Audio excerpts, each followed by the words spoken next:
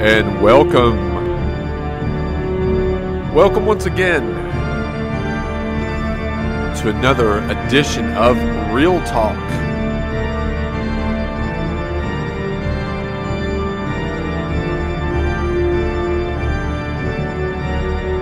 Tonight, as indicated by the creepy music, House on Haunted Hill.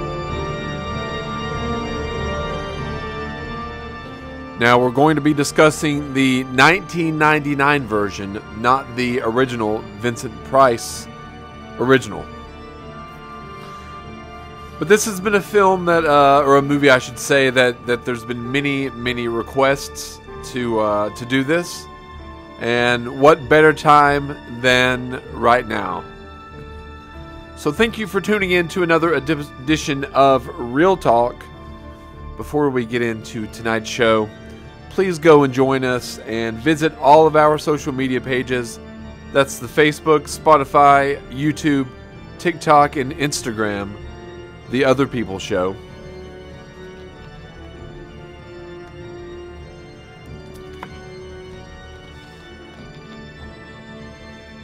And I really do like this opening score, the main title of The Attic of Rottenberth is the name of this track. But thank you for joining tonight on this Friday, April 26th, 2024. We've got an amusement park mogul offers a group of diverse people $1 million to spend the night in a haunted house with a horrifying past. So this was a movie that came out in 1999. I think it was Dark Horse or Dark House Entertainment, I think is what it's entitled. And they had a group. It was a division set up at Warner Brothers Theater, not theater but studios, and they were going to release each Halloween. They were going to release a horror movie under this banner of Dark Horse Entertainment. I think that's what the name of it was called. Nonetheless, the director was William Malone, and William Malone has really not had that much in the as far as directing. He'd had a couple of episodes of music videos, TV episodes. Nothing of any notable that you all would know. He did the feature A House on Haunted Hill. He also did the Stephen Dorff movie called Fear.com. I don't know if many people have watched that. I saw it in the theater, and I remember being underwhelmed with it. But I was a fan of Stephen Dorff because Stephen Dorff had come onto the scene that I really knew him from Blade. He was Deacon Frost. And I was like, well, this is a new up-and-comer.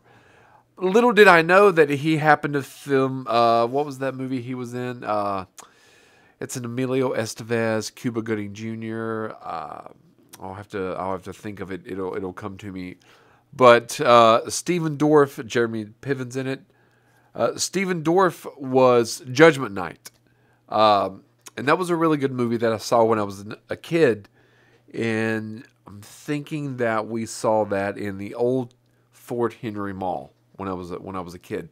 No, and honestly, weird that this show is called Real Talk because we saw it. My friend and I saw it at the Reel to Reel theaters in Johnson City. When I was a young, probably 10 through 13, a family friend. Whenever he would go to the movies, sometimes he would be like, hey, you want to go to the movies? And sometimes we would see the same movie, and sometimes we would see different movies. One time he saw The Dark Half, and I happened to see the Chuck Norris, Jonathan Brandis movie, Sidekicks. But that's another movie, another story. But I will say that the director, William Malone, directed House on Haunted Hill, Fear.com, and he directed a segment in The Masters of Horror, Fair-Haired Child, in 2006. So he's not really burst onto the scene with anything of known entities other than the ones I've just named. But the cast, on the different note, is a well-known cast. And if you don't know their name, you would know their face. We've got Geoffrey Rush as Stephen Price, Famke Janssen as Evelyn Price, Taye Diggs as Eddie Baker, Ali Larter, Sarah Wolf, Bridget Wilson as Melissa, Peter Gallagher as Donald Blackburn, Chris Kattan as Watson Pritchard. Then you've got Jeffrey Combs as the Dr. Richard Benjamin Vanicut. And then you've got Lisa Loeb as the Channel 3 reporter. I've actually met someone that's in this film, now that I'm looking back on it. It's that of Lisa Loeb. She had a hit song called Stay, I Miss You.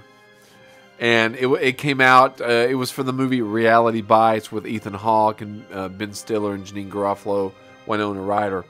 And Lisa Loeb was one of the first artists at that particular time to have a top 10 single, but not to have been signed to a record contract. And she makes a little brief appearance at the very beginning of the film as a Channel 3 reporter. I happened to meet her one time. We were doing, not we, but she was doing like a kids album, and she was playing at a Barnes & Noble in Georgetown. So I happened to go there, meet her, and go back. So she was friendly. That's really my only Lisa Loeb story. But yeah, it's got a cast. You've got Geoffrey Rush. He's been in quite a few things. He won the Oscar, I think, in '96 for Shine. Famke Janssen, she's been in, she was one of the Bond girls. She was also Jean Grey in the X-Men series. And she's in this little known movie called City of Industry with Harvey Keitel and Stephen Dorff also. It's a nice little gem of a heist thriller, so you should check that out. She has a small part in that. Ali Larter, if you don't know her, I think she was on the show Heroes, but she was also the whipped cream bikini girl in Varsity Blues.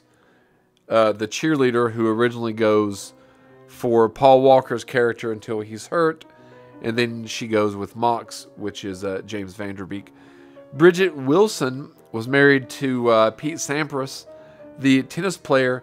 She's also known for Last Action Hero with Arnold, and I think she plays Sonya in Mortal Kombat. So she's kind of a name, especially around this time as well.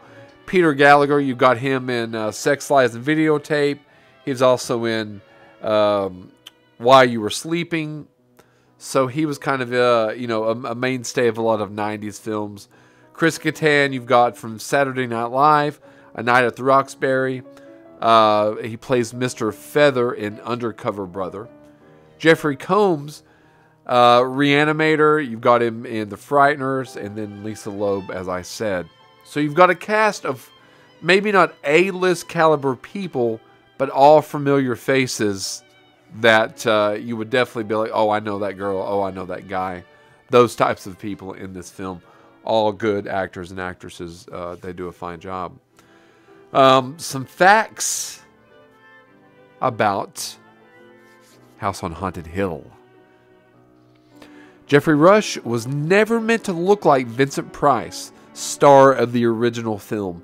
If you've seen the movie, then you know that Stephen Price somewhat looks like Vincent Price, with the slicked back hair, the suits, the pencil-thin mustache.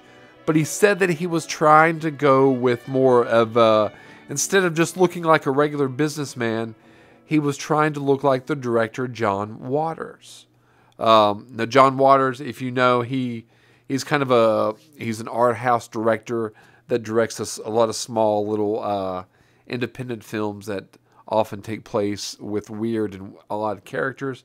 and in around Baltimore, where that's where he lives and that's where he's from as well. But he said that he didn't realize his transformation looks so much like Vincent Price. But after he saw what it looked like, Geoffrey Rush was like, yeah, let's keep this look completely. Now, William Malone got the idea to set this movie in a former asylum when he was filming an episode of Tales from the Crypt in 1989, in a former asylum. And he noticed that crew members were running scared out of the basement, not wanting to film in there. I'm kind of getting that way right now. Whew. A little bit creepy.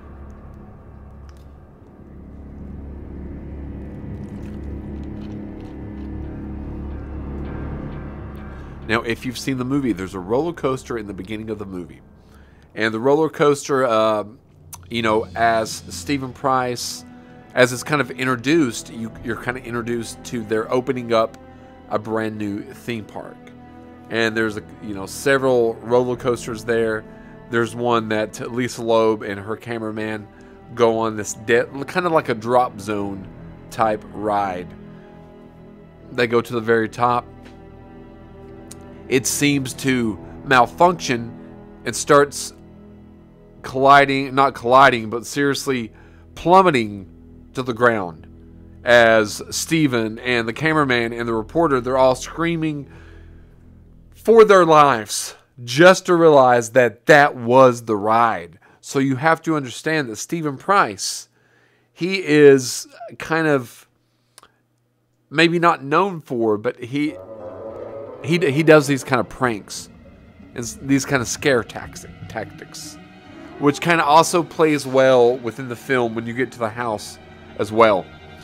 But the roller coaster in the beginning of the movie is from the Incredible Hulk at the Universal's Islands Adventure in Orlando, Florida. And I happened to visit that place a couple years back, well, about a decade ago. Wow, a decade ago. And I did ride this Incredible Hulk ride. And it's a fun ride, a very fun ride. Marilyn Manson, actor and musician, was considered for the role of Dr. Richard Vannicut. That role originally, there was a lot of names being thrown out there. Marilyn Manson was one.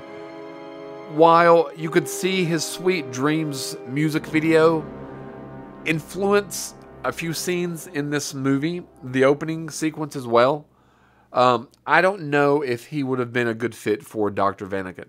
They get a Jeffrey Combs, and he does a more sufficient job, and he's very creepy in the small amount of screen time that he does have in the film. Chris Kattan improvised some of his more comedic moments in the film.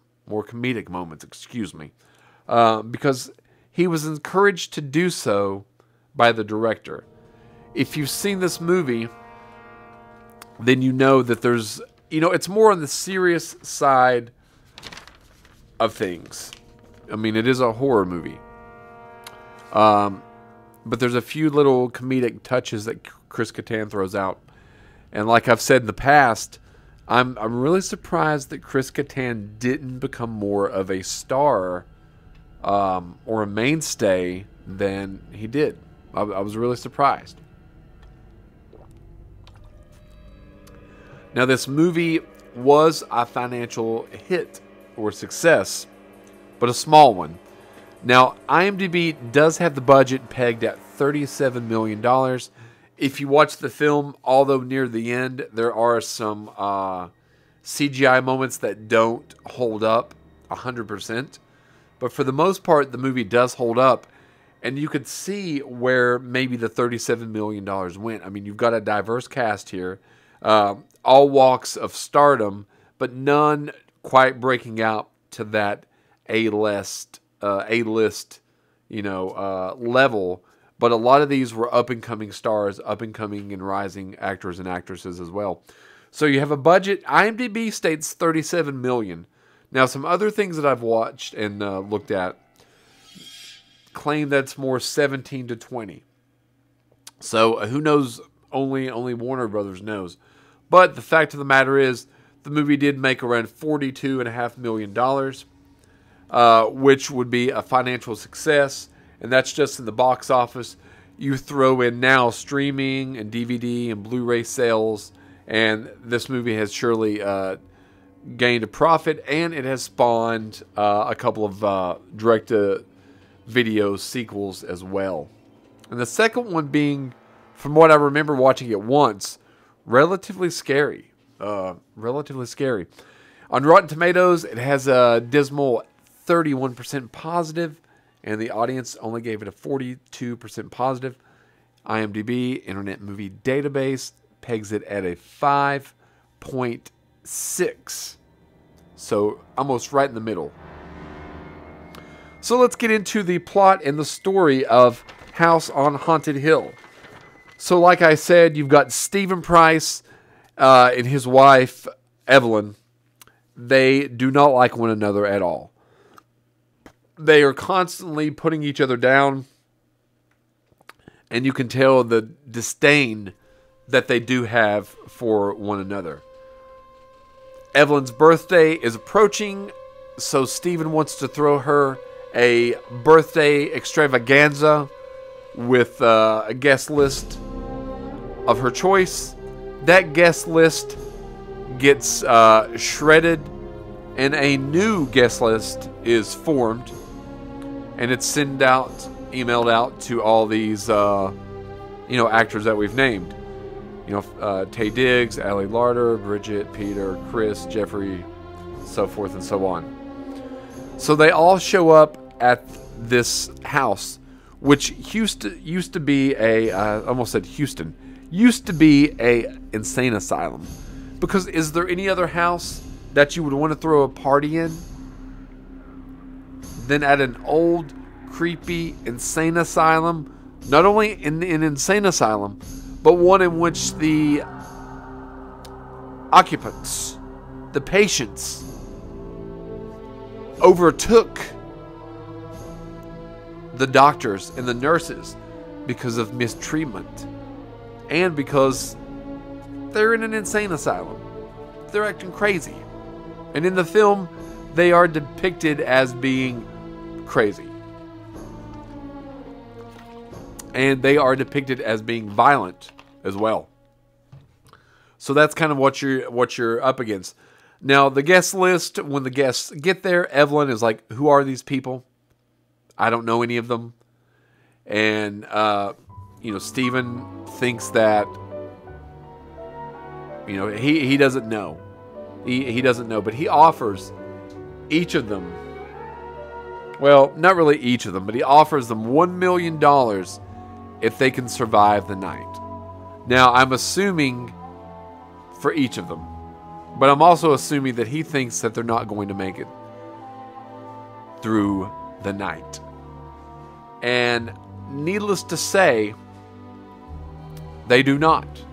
They do not make it through the night. Some of them do, some of them don't. Spoiler alert, I'm sorry. It's a 25-year-old film, but I'm not going to give all of it away.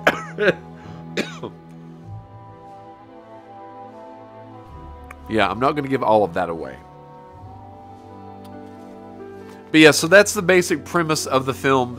They've got to make it through the night. And they don't really even know at this point that the house is haunted. Some bizarre and weird things have occurred, yes. But then Pritchard, played by Chris Kattan, tells them no. It's the house that's causing these things to happen. It's the house. He's kind of inherited this house. He doesn't even want to be there, but he's hosting it. He wants his money and he wants out because he knows that these bad things can happen because of the past. Like I said, the characters, it's an ensemble. So you've got quite a bit. You've got 8 to 10 characters. And each one of these characters do a good job. You've got, Stephen and Evelyn. They're masterfully played by Famke Janssen and Jeffrey Rush, as is, Taye Diggs and Ali Larter, everyone that I've mentioned a couple times already. No one is giving a, you're in a horror movie. And this is a horror movie that is like a, maybe Dark Horse Pictures might be called Dark House. I can't remember. I should have written that down. I thought that I had that written down. I disappointed myself and disappointed the listeners. But anyway, this was supposed to be a staple of Halloween, and it ended up being that way for a couple of films. They have 13 Ghosts was another one. You've had Ghost Ship, which was another one. So there was a couple of years in a row where they did release a movie like this themed around Halloween, which doesn't mean you can't enjoy it all year round, because I'm here to tell you it's April and I enjoyed this movie just a few nights ago. But yeah, all the characters, they do a sufficient job of conveying what they need. And after a while, they do become kind of faces in the crowd. But, that's kind of par for the course with this kind of genre film, don't you think? I do. I really do.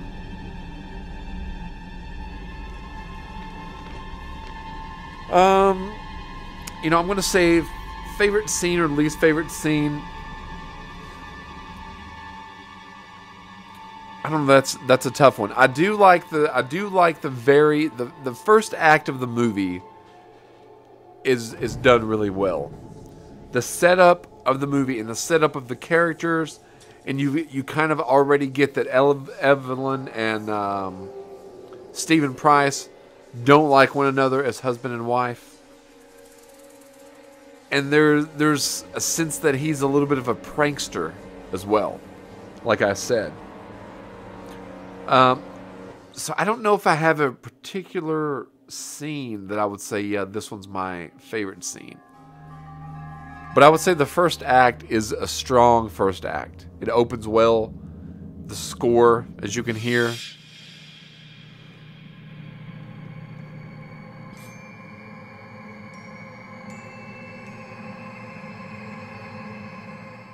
It's a good score. But least favorite, I'm going to have to say the third act of the movie. The third act of the movie is my least favorite scene, if I had to say. Because that is the one in which, I remember when I first saw it, I didn't think the ending was a strong. I don't want to give it away. But I'm going to. Sorry. It is the house. The CGI, even then, it did look good. It doesn't look horrible now. But I've seen, it's 25 years. But I think they just could have come up with something scarier, because this entire movie is built up. Like this music, it's building up.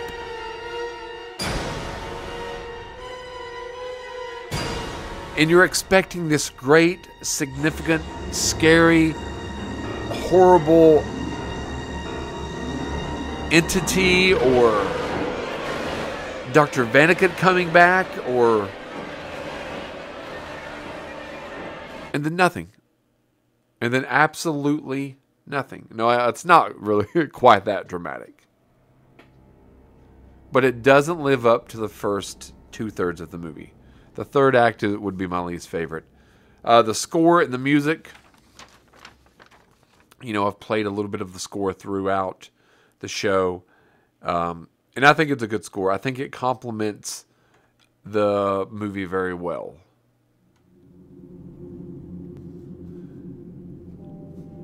And especially, it matches the images that are on screen. Like, this movie has an actual opening where the credits are more than just a title sequence. The credits also inhabit the feel that the filmmaker is trying to get across. And they do a fantastic job. Especially, we'll go back to that opening theme that I played just a moment ago. The opening theme, we'll listen to that for a moment.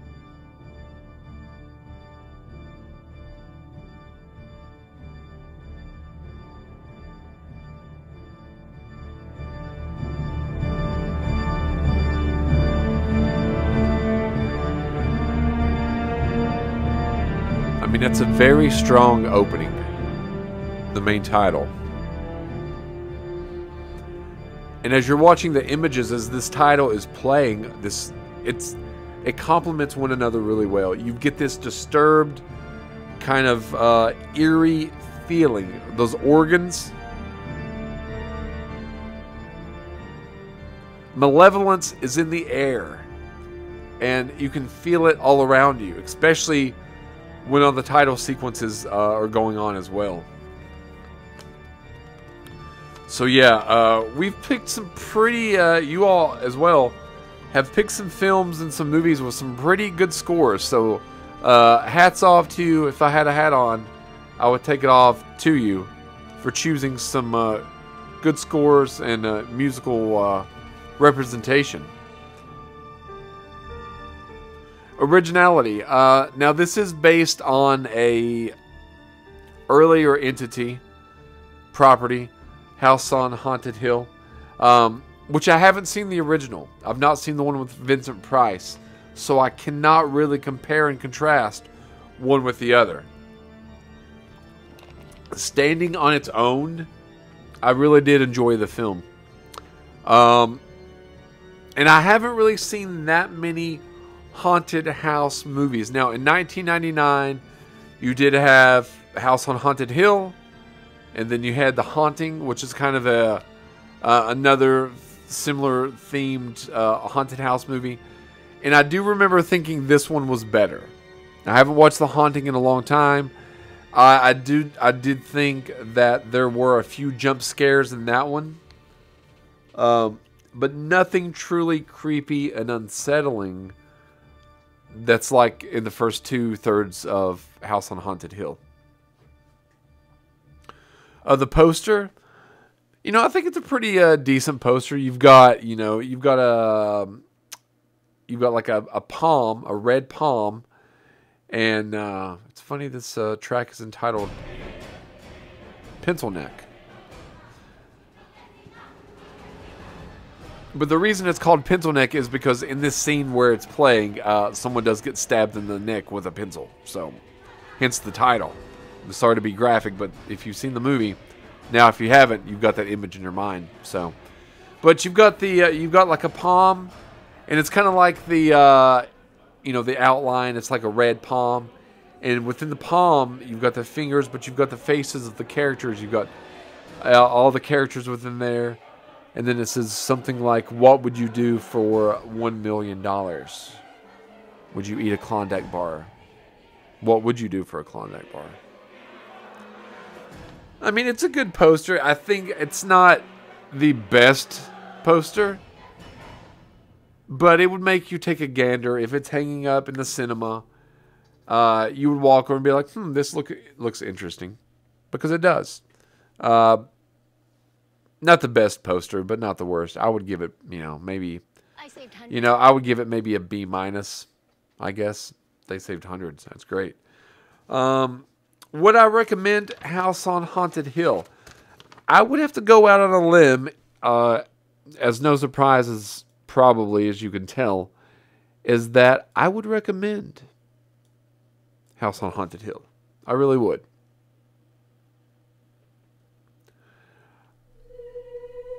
I think that it has a really good creep factor. It's creepy.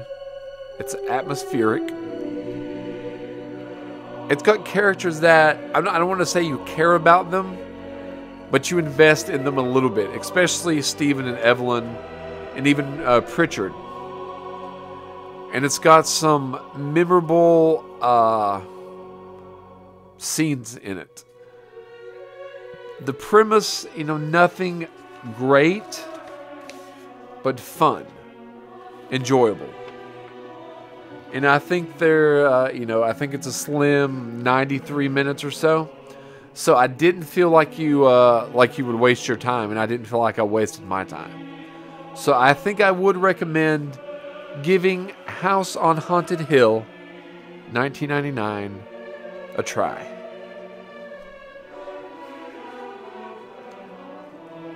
It doesn't reinvent the genre in any capacity, But I think it is a fun movie that you'll enjoy.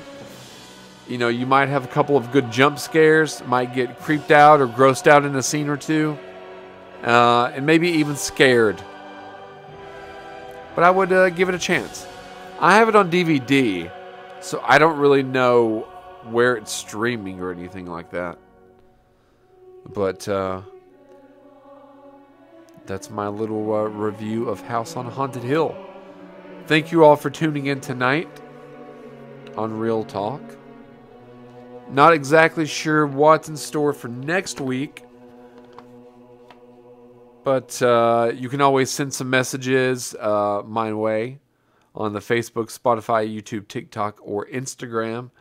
If you want to suggest a movie or a film, just go ahead and do that. You can write me on there. You can write also at virginiarunning@gmail.com if you have any suggestions. And always, because like I said, I try to watch a movie almost every night or so. And House on Haunted Hill was just one that, the time was right. We did 2 back-to-back movies. We did Bill and Ted's Bogus Journey and then Tenacious D and the Pick of Destiny last week.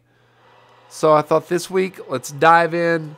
Let's do a little bit of a scary movie. And here we are.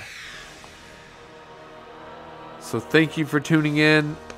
And stay tuned for another episode of The Other People in just a moment.